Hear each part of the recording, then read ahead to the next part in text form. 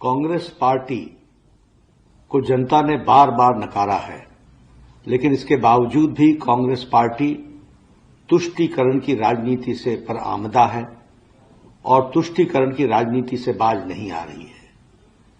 मैंने कांग्रेस के मैनिफेस्टो को देखा, मुझे आश्चर्य हुआ कि यह कांग्रेस पार्टी का मैनिफेस्टो है या मुस्लिम लीग का मैनिफेस्टो है।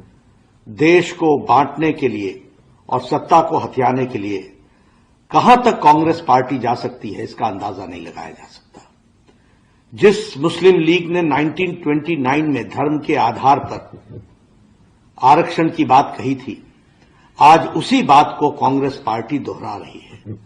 यानी सत्ता की लोलुपता में, सत्ता के लालच में देश को कहां पहुंचाएगी कांग्रेस पार्टी, इसका अंदाजा लगाना भी मुश्किल है।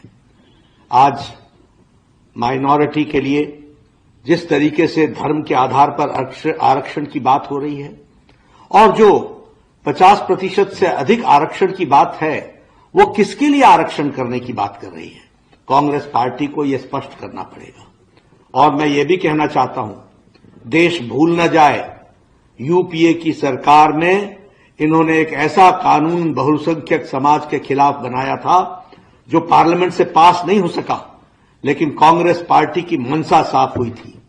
ये मेजॉरिटिज्म के खिलाफ जिस तरीके की रणनीति और राजनीति कर रहे हैं और तुष्टीकरण की राजनीति कर रहे हैं, देश ने इनको माफ नहीं किया है और आगे भी माफ नहीं करेगी। ये चाहते हैं कि देश बढ़ जाए, लेकिन इनकी सत्ता की भूख समाप्त न हो। मैं यहां यह भी कहना चाहता हूं, मुझे राहुल गांधी जवाब दें कि वायनाड में नामांकन पत्र में के जुलूस में कांग्रेस पार्टी के झंडे क्यों गायब हो गए? ये तुष्टीकरण की राजनीति कहां तक जाएगी?